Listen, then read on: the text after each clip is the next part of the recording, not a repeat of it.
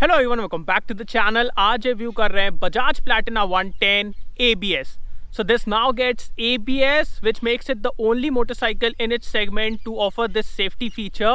But also because of that safety feature, कुछ चीज़ें यहाँ से delete कर दी गई हैं when I compare this motorcycle to the previous H gear version. So आज इसके बारे में बात करेंगे क्या क्या changes हुए हैं, क्या चीज़ें delete हुई हैं, and also in the end we'll talk about is it better than the competition? Because competition में भी कुछ यूनिक फीचर्स हैं, यहाँ पे ABS तो एक यूनिक फीचर हो ही गया. So will talk about everything and will also talk about should you buy this motorcycle और not. And before we start, special thanks to Frontier Bajaj for helping me out. अगर आपको बजाज का कोई प्रोडक्ट देखना है, शोरूम की सारी कॉन्टैक्ट डिटेल्स डिस्क्रिप्शन में. कॉल करिए, अपनी अपॉइंट बुक करिए, then go to a showroom and have a look. Now let's start with the video. Now you're just a lesson learned, a slowly fading memory, so I can breathe again. Gain our trust and you chose to break it. Ask for truth but you only fake it. Thought you said what we had was sacred. It's all lies, all lies.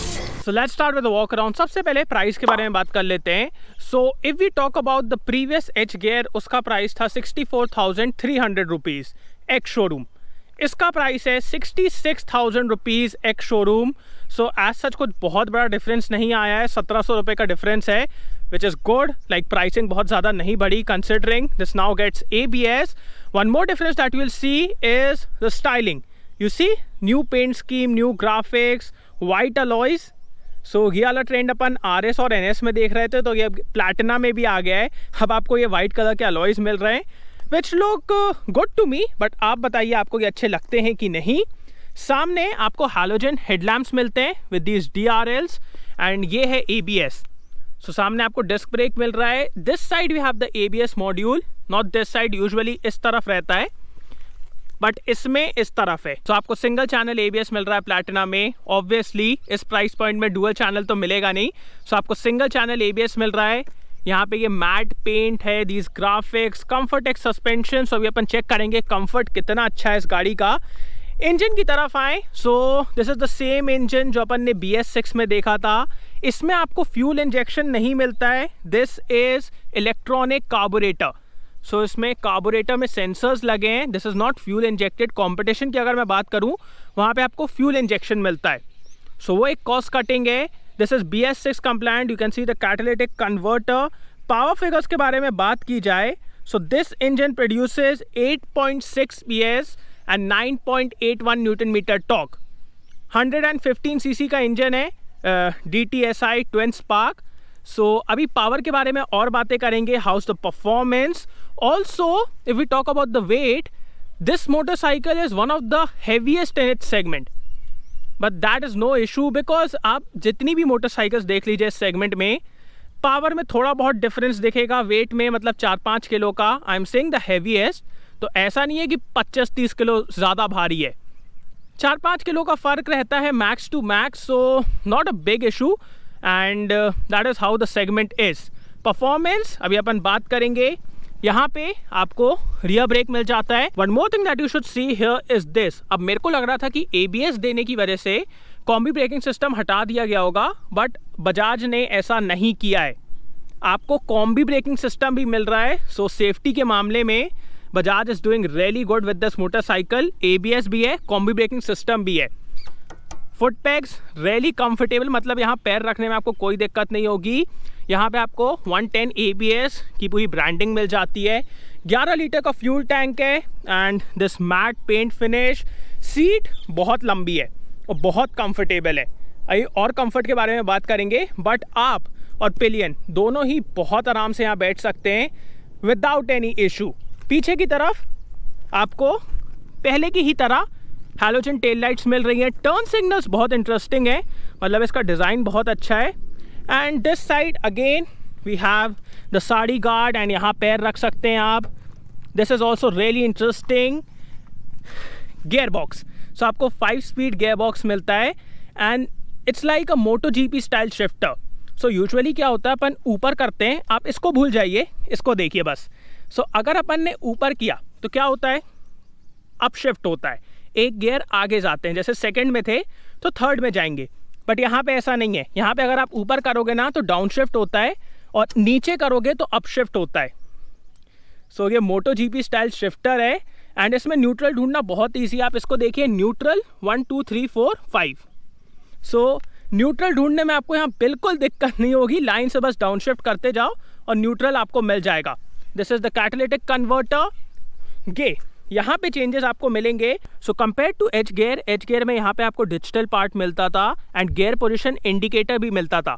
सो वो सब चीज़ें अब यहाँ से हटा दी गई हैं। It's all analogue now. This side we have a speedometer, यहाँ पे आपको एक ओडोमीटर मिल जाता है, यहाँ पे फ्यूल गेज है एंड यहाँ पे आपकी सारी लाइट्स हैं।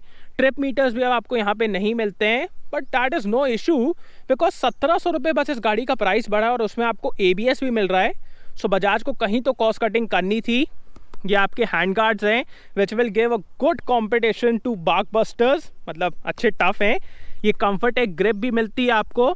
सो comfort is good on this motorcycle and यही कुछ चेंजेस थे। सो फॉर 1700 रुपीज़ अब आपको ABS मिल रहा है which is a first in segment feature. And अब एक काम करते हैं, let's start the motorcycle, let's listen to the exhaust note and then we'll ride it.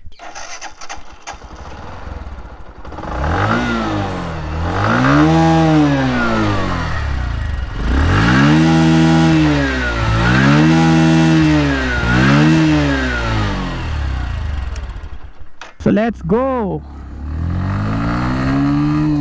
Start करते हैं इसके इंजन से। सो प्लैटिना का इंजन हमेशा से ही पिकअप के मामले में बहुत अच्छा रहा है। इसमें आपको बहुत ज़्यादा एफर्टलेस और स्मूथ पिकअप मिलता है even if you have load on it.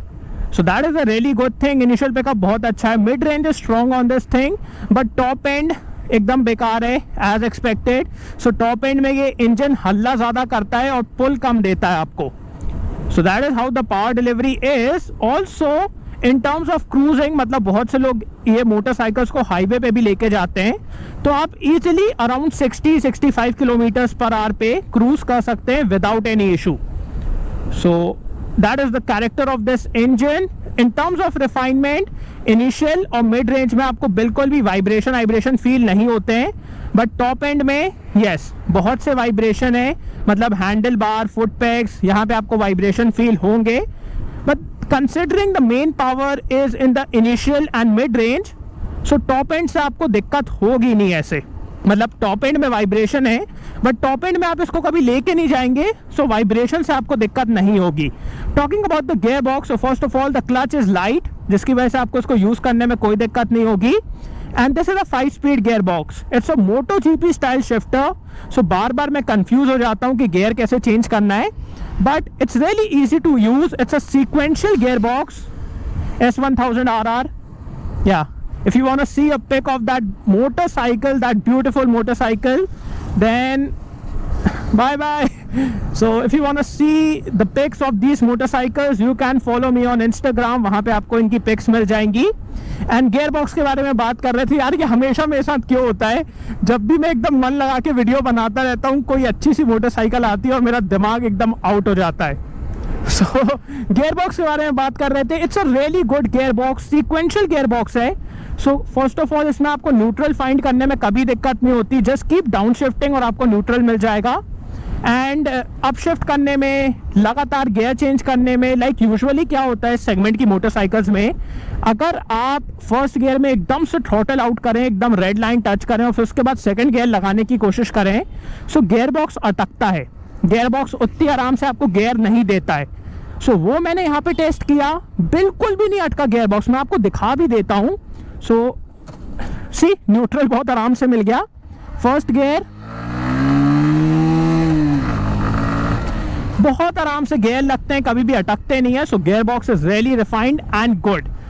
So that is again a very good thing. Sitting position really comfortable, आप अपराइट बैठते हैं, फुट पैग्स आगे की तरफ हैं। सो कंफर्ट के मामले में कोई दिक्कत नहीं है। सीट बहुत कंफर्टेबल है एंड ऐसे ही बहुत सारी जगह पे कंफर्ट एक नहीं लिखा गया है, कंफर्ट है इसलिए लिखा गया है। सो that is a really good thing. अब बात करते हैं इस मोटरसाइकिल के सस्पेंशन के बारे में। सो जैसे ही आप इसको चलाना स्टार्ट करते हैं, यू फील लाइक कि सस्पेंशन में एक स्टिफनेस है, जिसकी वजह से कॉर्नर्स में लीन करते टाइम या फिर हाईवे पे क्रूज करते टाइम आपको बहुत ज़्यादा अश्योरेंस और कंपोजर मिलता है, कॉन्फिडेंस मिलता है। बट जैसे ही कोई बैड पैच आता है, कोई गड्ढा आता है, कुछ अंडुलेशन आता है, द डैम्पिंग इज सो कि ये सब कुछ एब्जॉर्ब कर लेता है। कभी भी आपको झटके फील नहीं होंगे। Like even if you go over a bump at 40-50 kilometers per hour, comfort के मामले में कोई दिक्कत नहीं है. Comfort is really good on this motorcycle. So suspension is really good, बहुत कंफर्टेबल है एंड स्टेबिलिटी भी प्रोवाइड करता है विच आर रियली लाइक. अब बात करते हैं इस मोटरसाइकिल के ब्रेक्स के बारे में, which is a really important aspect, क्योंकि आपको इस मोटरसाइकिल में अब ABS मिल रहा है एंड कॉम्बी ब्रेकिंग सिस्टम भी मिल रहा है. So talking about the rear brake, rear is good. Like I cannot specifically tell about the rear brake because combi braking है तो दोनों ब्रेक लग रहे हैं. So rear का अगर आप यूज़ करेंगे प्राइमरली तो आपको अच्छी खासी ब्रेकिंग मिलेगी, स्किड नहीं होती है मोटरसाइकिल, अच्छे से स्टॉप होती है, feedback is good, bite is good. And अब बात करते हैं फ्रंट ब्रेक के बारे में. Front is really good on this motorcycle, man. Like the front brake has totally surprised me. Really good bite, really good feedback, good stopping power. Front brake is really good on this motorcycle. And मैंने इसका ABS भी test किया, मतलब बहुत सारी जगहों पे, जैसे ये खराब पैचेस है ना, तो इस पर मैंने इसका ABS भी टेस्ट किया, बिल्कुल भी अननेसेसरली इंट्रूड नहीं करता है. मतलब जब तक आपको इसकी ज़रूरत नहीं पड़ेगी ना, एकदम शांत बैठा रहता है, बिल्कुल भी इंट्रूड नहीं करता है.